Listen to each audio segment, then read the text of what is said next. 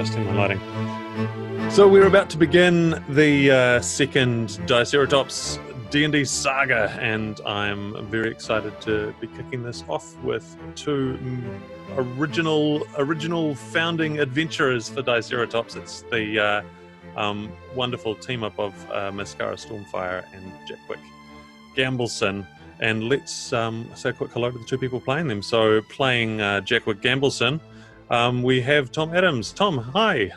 Hello there. Are you ready you ready to have a saga? Of course. Saga begins always. Yeah, wonderful. And as Mascara, of course, it's Julz Burgisser. Hello, Julz. Hey, ya. Welcome. How are you feeling, Sagawoods? I mean, I'm just excited to be back, really. I feel like Mascara's been off on her own adventures for a while, and it's going to be good to see what she's been up to, or what she's about to be up to. Yeah, well, I'm pretty excited to find that out as well. So, just like with our last saga, this is a heavily improvised game. We don't know much of what is going. The three of us are going to be coming up with a lot of what happens as we go, and I am Morgan Davie in the Dungeon Master's chair, but as I think that suggests, I'm going to be very open to creative contributions from my two creative partners in this endeavor, because we're all in this together. And as we begin, I think we'll just try and dive into it. We're going to begin with a little focus on Mascara, and Mascara has a I think Mascara's involved in breaking into a property. Isn't that what she's up to these days? Is that how she does it? So tell me a little bit. First of all, tell us what Mascara looks like. Give us some visuals to go on. Okay, well, because she's doing break-ins, she's full, in the big black cloak, and, she's actually toned down a lot of her brighter clothing, and it's actually a lot more practical than she would normally be caught wearing right now. So you're talking, boots with no heels on them that are actually quiet, and like just practical pants, like she actually like is kind of cringing having to wear it right now as well. Yeah. Wonderful. So you're going to be breaking into a nice country house. It's one of these like 3-story buildings that's set back and has servants running around, that kind of place, and looking out over a beautiful little forest and some tended fields, and there'll be little stables out the back with servants out there making sure that the horses are ready to go hunting. So it's quite a nice sort of building. And you would be breaking in, I guess, at dusk. So there's a bit of darkness in the sky. What would be the route that you would choose to enter a place like that? I'm going in a side second-story window. Mm-hmm. There's actually a tree nearby to this one, and so I've sort of climbed up the tree, shimmied along that branch, and jimmied up the window because it's a darker window. It's in an unused bedroom kind of probably situation, so that's how I'm getting in. Nice. Well, let's represent your movements into this house with a nice stealth check. So let's have our first dice roll for the saga. So we'll I knew you were going to ask me that, and I was casually just trying to secretly get my dice tray out because I hadn't actually done that yet. And I'm going to use my big giant dice for the first one because it's fun. Okay, this is 17 on the dice, my friend. Well, that's more than enough to do a very stealthy move through this house, to cross the bedroom, hit the hallway, look down the hall to see the master bedroom, which has all the special stuff in the safe. But as you wait and watch, you see the door open, and the master of the house comes out, and he looks left and right and strokes his beard, and then he walks toward where you are. You lean back into the door. We'll still roll with your 17. And he walks right past the door and goes to the stairwell and goes down, leaving you a clear run. So you tell me what happens next. Nice. So I sort of like quietly kind of giggle to myself, but not actually like noise out loud, but just like pleased with myself. And then sort of slink down the wall and slide into the bedroom and then just sort of close the door again behind me because I already know where the stuff is. So I'm basically rubbing my hands at this point, you know? Yeah. Yeah. Excellent. So there's a special secure lockbox at the side of the bed, on the side where the master sleeps, as opposed to the mistress of the house. The master of the house, and he's got this. Yep, and inside he's got all of his riding trophies and various other valuables. Who knows what else might be in there? We'll find out, I guess, when you open it, if that's something that you can do. How are you going to attack this lockbox? Yeah, so I mean, I did know this was going to be a problem, and it's not my key area, lock picking. That's usually why I try and break into open windows. But I've got the little lock picks down my sleeve in the bracer just there. Yeah. So I pull them out, and I'm like, "All right, buddy, come on, we've got this." You know, I'm sort of talking to myself as I like wiggle them around. I'm like doing what you see on like the movies, and I'm like, because nobody's actually taught me how to do this. Like I know I went to like rogue school, Yeah. but like lock picking, is the class I missed. So I'm like moving it around and I'm kind of wiggling it, and I'm like, come on, I know what I should be feeling. All right. Yeah. Shall we see how it goes with a sleighting of hand? Oh, let's see. Ironically, if you're late for lockpicking class, they lock the door. So Yeah, 100%. Okay, so it's a 7 on the dice plus my 8. So what's that? 15 total. 15. Well, 15 is your standard difficulty, and this, this is one of those little safes that is sold to people like this because it looks very, very impressive, but it's also it's not going to be tested terribly often, and 15 is just enough for you to, after working at it for a while, looking over your shoulder, and then pop, the door swings open, and Nice. Inside there's all of the goodies that you could want. It's all there.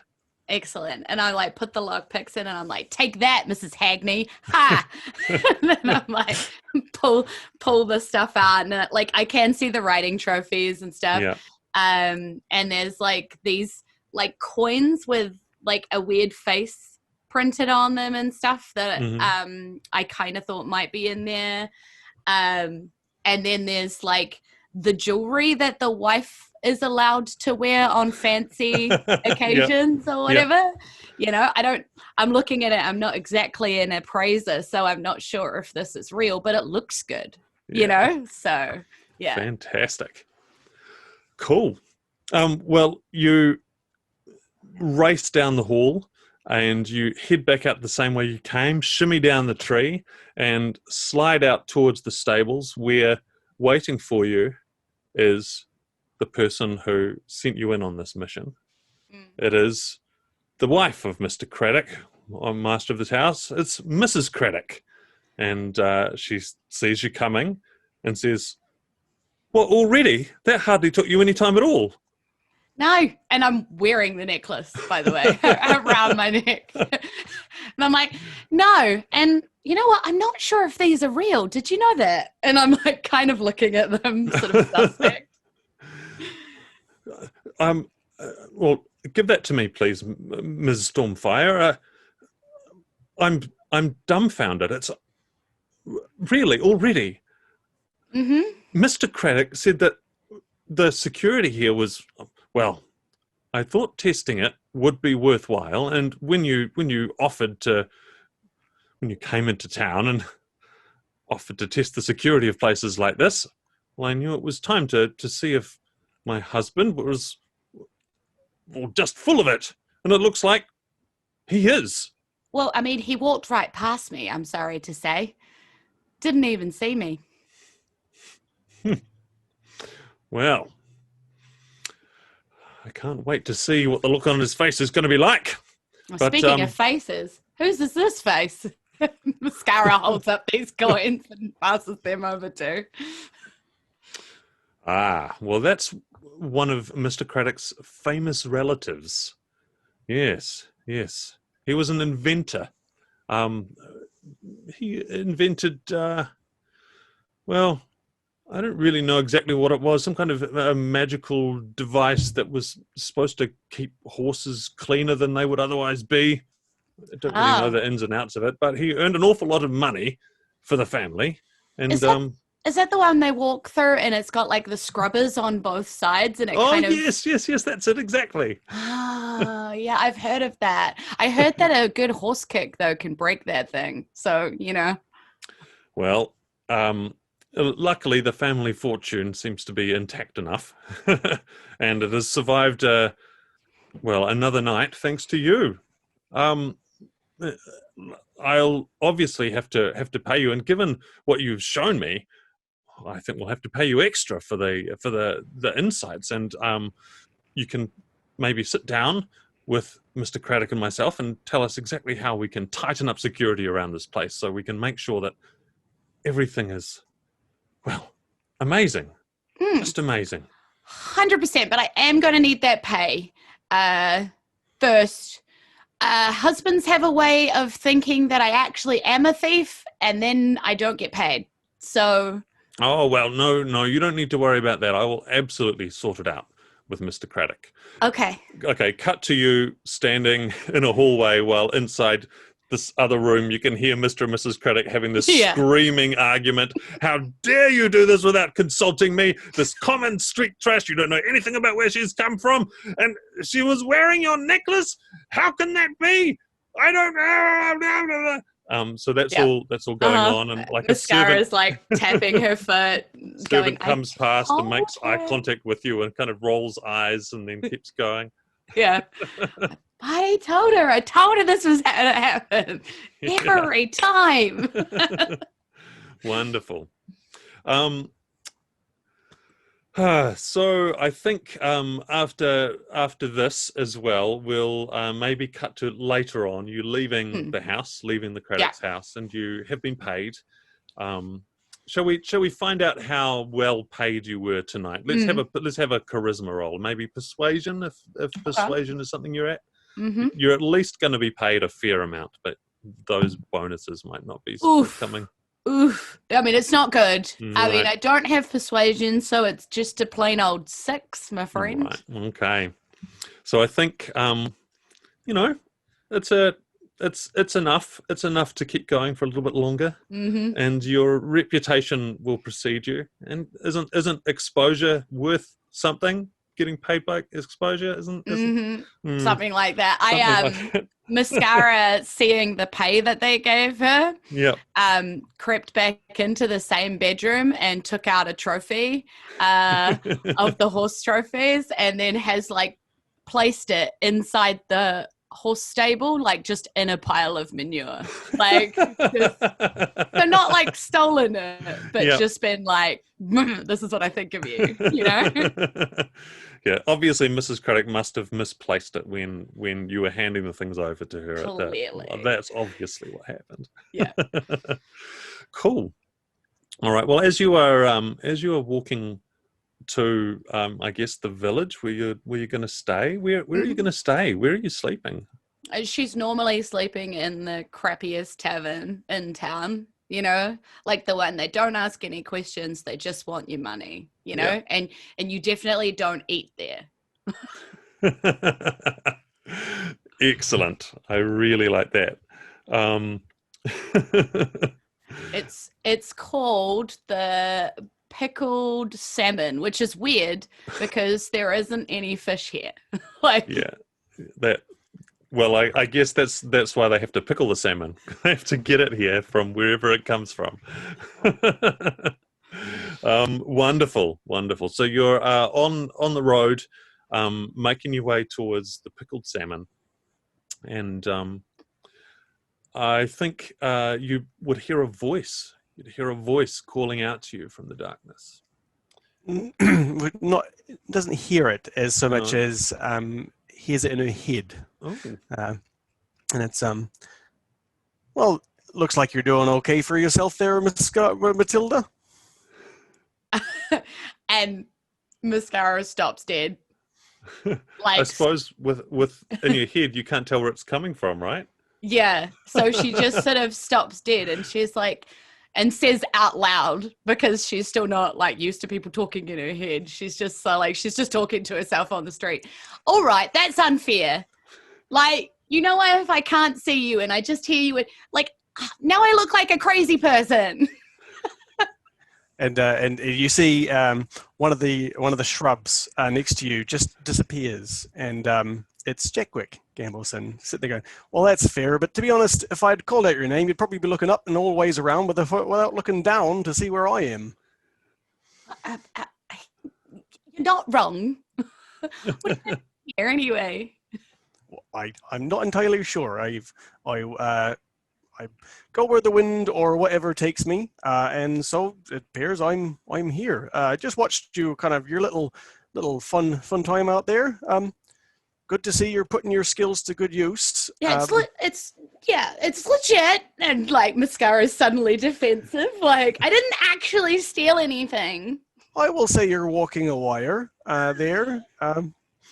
But to be fair, you didn't steal. Well, you didn't steal anything. You're doing good, I suppose. Doing good while also doing things you probably shouldn't, which is actually quite good now that I think about it. And Mascara's just processing that to see if it was a compliment or not. Like, she's sitting there and she's like, because she's not sure, she's just going to be like, better than like the other way. Yeah.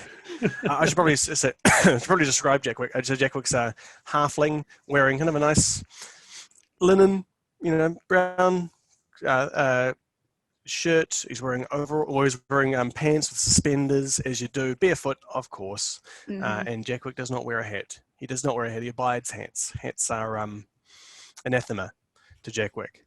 No one's entirely sure why he doesn't like hats. He just doesn't. Something's weird about them. Yes.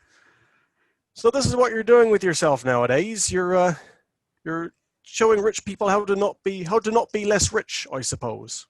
Well, I mean, there is a lot of people like me out there, and some of them aren't as nice as me. So I just thought I'll say that maybe it would help. I mean, it would definitely be better than the last thing I was up to, and her face is still kind of creased up when she thinks about it.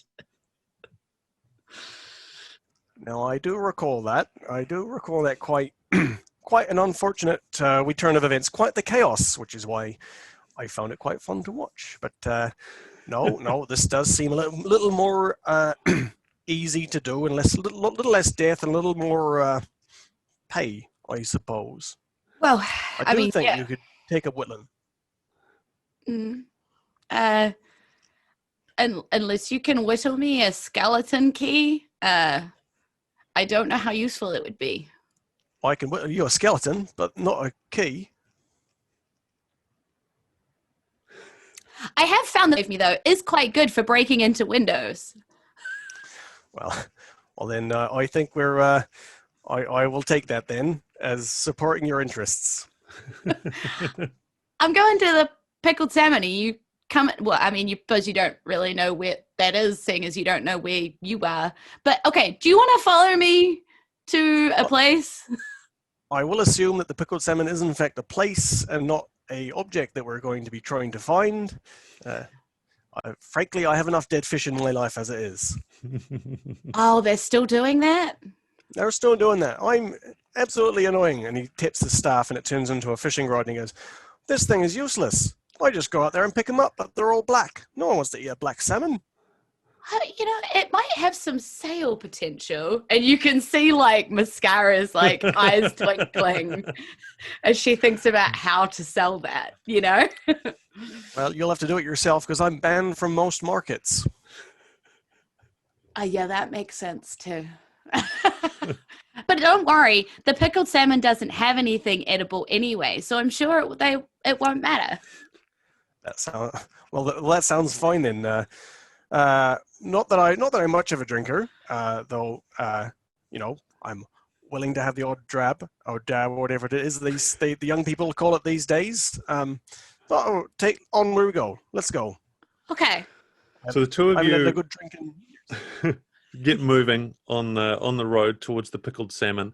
As you start walking, you both feel more than hear the movement in a tree nearby is an owl, a large white owl that had been sitting quietly and observing you, suddenly takes flight, and it flies close overhead and rises high into the sky. Drops to the ground.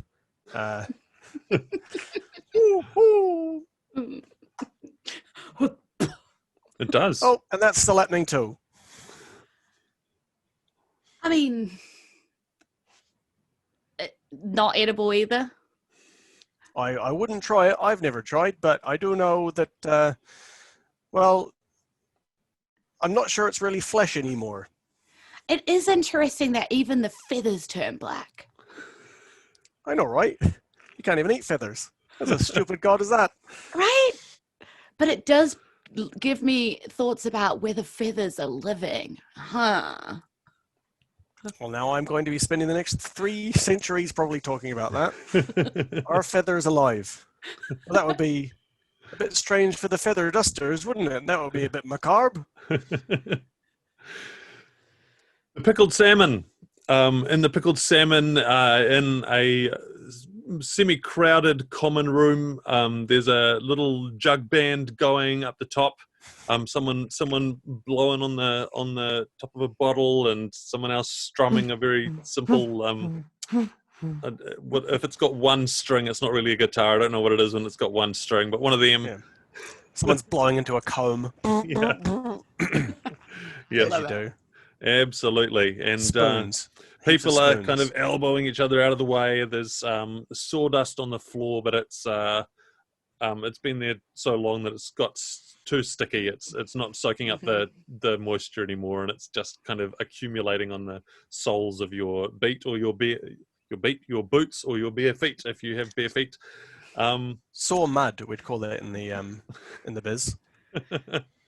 But as you come in, Mrs. Eames, who runs the establishment, spots you, Mascara, and it's like, "Oh, it's my best customer, Mascara. Welcome, welcome. Come in, come in. You want another private room for tonight, or shall I do you up in the common room with all the yobs?"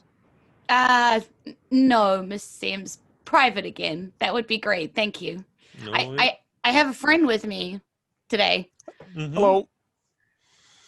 Oh, he's a short one. I am Jackwick Gambleson, son of Gamble. How are you? Oh, well, you're very welcome in our establishment. We welcome people of all heights, but I would advise you to be careful of what goes on at eye level, because there's all kinds of things dangling and swinging down there. Oh, I mean, like knives and daggers and that sort of thing. I'll get you a drink. I'll get you a drink. Don't you What do worry. you drink, nothing. sir? I will have a mead, and don't you worry. Nothing that I will see in here will be anything like anything I've seen in my entire life. So don't you worry about that. I've seen far worse things that your eyes would bleed for. But yeah, I'll have a mead. All right. I feel like they don't always need that much information, Jackwick. Everyone needs the information. All things will come to an end. Yeah, that's you haven't stopped doing that either. Good. Can Nope. I also? And she's like running off. Mm-hmm. No. Okay, don't worry about it. I'll get her when she gets back. Okay. So Mrs. Eames returns and has a mead for Jackwick, and she brings to you, Mascara, whatever you seem to be drinking the previous evening. She's supplying you with more of that. And hope you've had a lovely day. And obviously it's a busy one. We've got the band in tonight, so people have been coming all over the place. And there's lots going on. It's a real joy to be here. So I'll get back to work, and that private room, well, it's ready to go whenever you need it. Oh, thanks, mate. And thanks for the tip off about the credits. That really paid out. Oh, good. It paid out, did it? Uh-huh, yeah. And I flick a coin across to it. Oh, she catches it and tucks it in her cleavage. Like, good-o. Yeah. Got any more of those? You know where to find me. No, well, I will definitely keep my ear to the ground. Cool. So she heads off, and Jackwick, you are there's no seats here. It's standing only around little kind of stand-up barrels that people are leaning on. So from your lower vantage point, as you look around, you see a tall, kind of overweight man. He's kind of awkward and unfit and bumping against people and saying, "Oh, excuse me." And as he bumps his way through people, a kid is following along in his wake and lifting stuff out of people's pockets. Jackwick kind of chuckles and says, "Oh, I've seen this one before." And he talks to the kid's mind and he goes, "No, enough of that." The kid, it's hard to tell if it's a boy or a girl, or no strong gender markings either way, but this kid spins and looks directly at you, picking up somehow out of the chaos that you were the one who was addressing them, and they just stare at you in shock, in absolute fear, and have this drops this purse, drops something else that they were holding in their other hand, and turns and sprints out of the place. So I think, Mascara, this will be the first thing you notice is this kid that has been hanging around. You saw them last night as well. Just suddenly starts sprinting for the door like the place caught on fire. I'm like, someone caught him tonight. He sure did. Oh, is that you? In a manner of speaking, yes. Oh, Turns out it was kind of entertaining last night watching that kid at work. They're actually pretty good, you know. he was all right. You know what was entertaining, though? The look on his face. Yeah, nicely done. I mean, how many wallets did he get before you noticed? I wasn't keeping track, but if you look at that little bag of coins there, I'd say a decent haul. In fact, there's they're just sitting on the ground. People haven't noticed that they're there yet. Jackwick Mage hands it over, Uh-huh. and just looks at it and he goes, "You know what? I will keep this." And he puts it in his pocket and he goes, "You've got no problems with that, do you, Matilda?" I mean, no, but it's got her face screwed up and completely misses the Matilda, because normally she'd be Sarah straight away on top of it, but she's like, "I'm sorry, what?" And Jackwick just looks back and goes, "Well, you know, the odds of us getting any of this thing back to anyone in this room will cause more mayhem than we will actually cause order. In fact, I'm beginning to reconsider. No, you know what? Better safe here. Let's not start any fights until we know what exactly is going on." Okay. Who's starting a fight? Says a voice. A big man appearing right next to the two of you and looming over Mascara, and particularly looming over Jackwick. At his shoulder, there's another 3 similarly built men, all with a strong family resemblance. Who's starting a fight if not me? Hey? You're Mascara Stormfire, aren't you? Yes. And who's asking? And she hasn't even turned around. She's just drinking her rice wine, sitting there on the table. Just.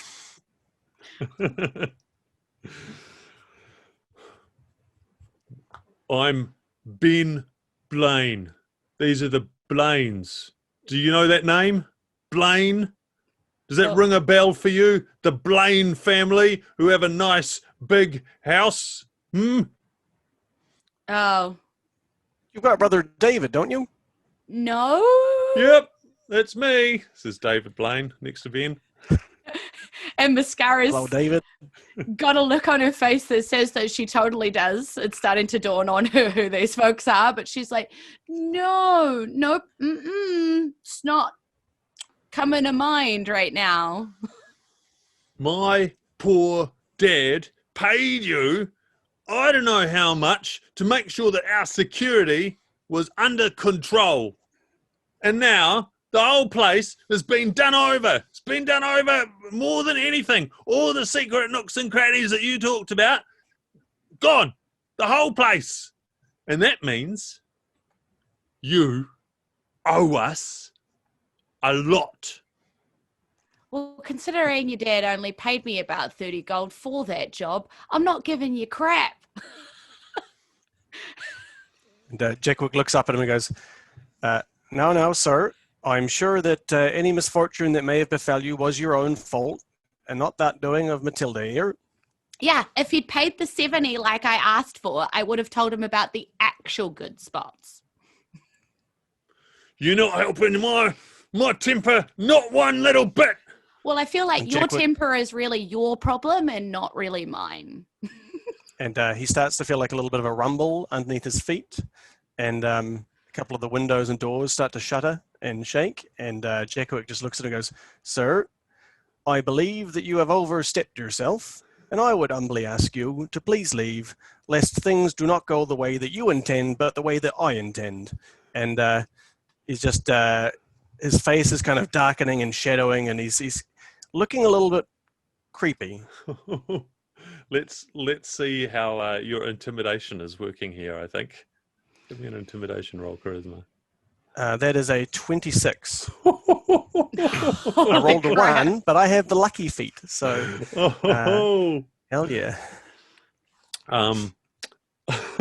Gosh, Ben looks at you, and his face goes, well, it was very red, and it transitions to very pale incredibly quickly, and he steps back from you, and some of his brothers, like David, kind of catches him and like lets him move a little bit further back, and the brothers are looking down at you, kind of struggling to see because they were so fixated on Mascara, and one by one they're catching this bad energy. In fact, you notice that everyone has stepped back to make space around Mascara and Jackwick and this little posse of Blaines. David, I would disappear if I were you. Are you all right? And I look at him and I do feel a little sorry for him because I know I didn't steal their stuff, right? Yeah, you didn't. And I'm like, I tell you what, I'll look into it for you, free of charge. How's that?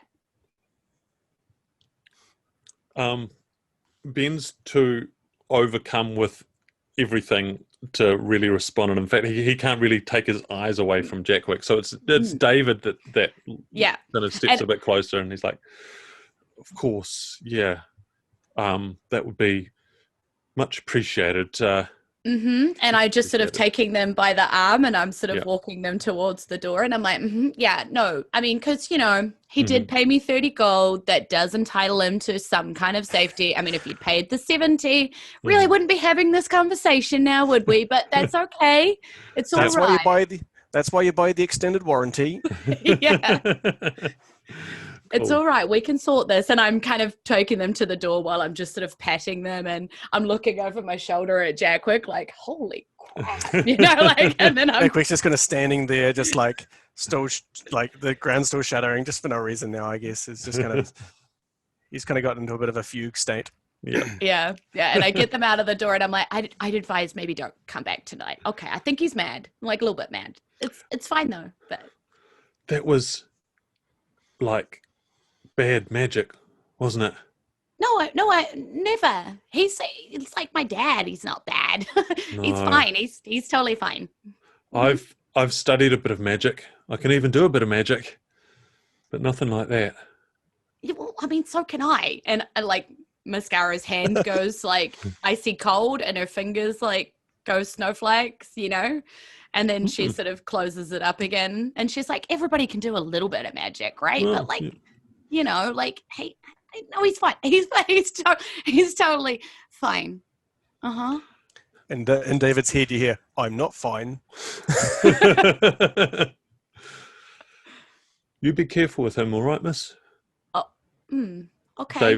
David takes his leave and he goes, and the Blaine brothers, all of them, leave, and the kind of pickled salmon silent, looking at this big empty space around the two of you.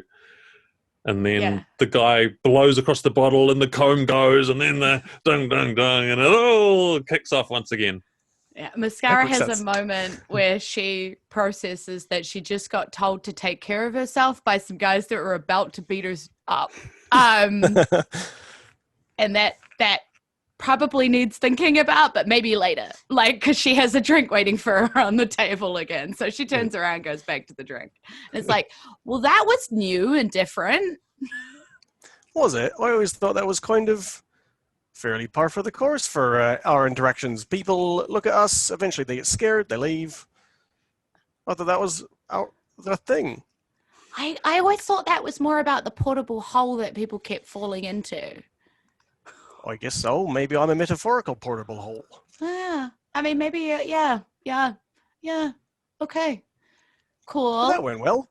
I mean, it did. I mean, I'm still fine. Like, Mascara's kind of patting herself, like reassuring herself she's still all good, you know? Yeah, I seem good. You seem okay? Mm-hmm. I'm quite fine. No property damage here. I've got a nice mead in my hand, a friend by my side, and no ruffians to ruin the evening. Yeah. Mm-hmm. Only you kept the gold, and you nearly caused a fight in the middle of a bar with lots of innocent people. I mean, it's not super like you. I'm not sure that was entirely my fault. I just merely talked about starting a fight, and things came to me. That's hardly my fault. If I being the nexus of chaos is not necessarily me being the cause of chaos, so to speak. Yeah, you're right. I'm sorry. I shouldn't, we just haven't been together for a while. Maybe I'm just out of sync with you, you know? Oh, well, that's fine. We're all learning. You've got a job. I'm doing whatever it is apparently that I'm doing. You know, everyone's growing and shaping. These are good. Speaking like of a a good piece of job, wood. now I've got to do a freebie. I bet I go sort that one out, I guess. I can't just have people, it's not the first time that a house that I've been to show them how it gets broken into has actually gotten broken into after I've left. Well, you know what? I do feel guilty because I suspect if I had not intervened, then we would have gotten into a fight and they would be dead and we would not have to pay or do anything secondary. So, Albert, I give you a hand with this job. I am possessed of certain skills. I feel like insights. It surely can't be that hard. They're clearly following me. So all I need to do is walk around in circles until I end up following them, right? Like, that's kind of how it works. Look, I'm no trekker, but I do think that's how it works. Yes. Yeah. I mean, yeah. I guess we'll walk in circles then. And they, like, Mascara just sits there drinking, enjoying the band, just sort of Jackwick's processing that. Jackwick's just doing the same, going, I'm not sure we came to an idea there. Like, let's not. They both decided. You can just see them both being like, let's not walk in circles. That's Yeah. not an awful use of our time. Yeah, like they both said it. They didn't have any better ideas, so they just sort of sat there and let it sit. Yeah. It was like, we could go out. Yeah, we could go out. Yeah. Jackwick just starts slapping his thigh a little bit to the music, Nice. Yep. I think I would like to. I suggest that you do not go out and you end up retiring to bed. Mascara in your private room. Jackwick also in the private room. There will be multiple beds in there, so I don't know how much privacy Mascara would want, or alternatively how much Mascara wants to make sure Jackwick doesn't get into mischief. Yeah, I think Mascara would have a think about like Jackwick disappearing because he doesn't always say goodbye. Do you know what I mean? So yeah. So I'm like, are you coming? And like putting him in the bed in the room next to me, because they've been like sleeping in tents and stuff before. They've definitely been in worse situations. So yeah. Yeah, so, absolutely. Yeah. Jackwick just kind of goes, oh, yep. Actually, you know what? It is getting a bit late, isn't it? He just often forgets about his he is still mortal. He does still need to, he just forgets. He just forgets that he does need to sleep and eat and all those things. Yeah. Cool. So the two of you head up and you are kind of lying in bed, and you're pleasantly buzzed on mead. In Mascara's case, I don't know what effect alcohol has on Jackwick, if any. Drifting off towards sleep. So I think as we wind up this first episode, you have a little mission in mind, which is good. Maybe we can just hear a snippet of whatever sleepy conversation you're going to have as you drift off. Thank you. Matilda. Yes. When you were growing up, were you ever afraid of the monster beneath the bed? Always. Okay, well, I think I've met one, and I'd like to find him again, because I think he's my friend. Well, how did you make the monster under the bed your friend? The monster under the bed has teeth and claws. Yeah, I guess so, but when he met me, he decided I was scarier. And so he let me ride him around for a while. And now I want to ride a bed again. Huh. I don't find you scary, Jackwick. Well, that's very nice. I find me scary a little bit. Maybe if I don't find you scary, then you won't get lost in the scary. That's very nice to think about. When I'm with you and with Randy and Frodden and our friends, I don't scare myself as much as I could. I miss you when you're gone, Jackwick. I miss you too, Matilda. I'll try not to be gone for too long again after this. Okay.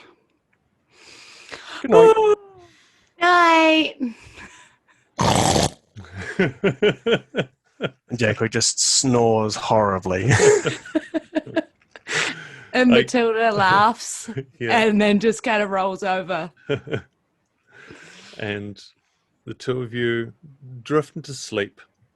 And out the little window, there is the moon hanging overhead in the night sky, and a white owl that flies and lands on the windowsill and gazes in at the two of you as the night goes on. And that is the end of part 1 of whatever we're going to call this. We don't have a name for this little saga yet, but I'm sure we'll come up with something before too long. Cool. That was fun. I'm excited to see what's going to happen next. Thanks, Julz. Thank you. Oh, thank you. This was really fun. Yeah, it was really fun, Julz. Awesome. Bed to the bone. There we go. Bed to the bone. Bed to the bone.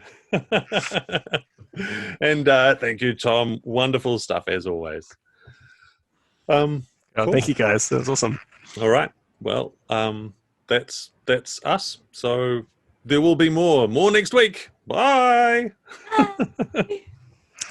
Diceratops presents a podcast, D&D live on stage, interviews, news, other games, and romantic advice from Randy Dwarf. Get it all at diceratops.nz.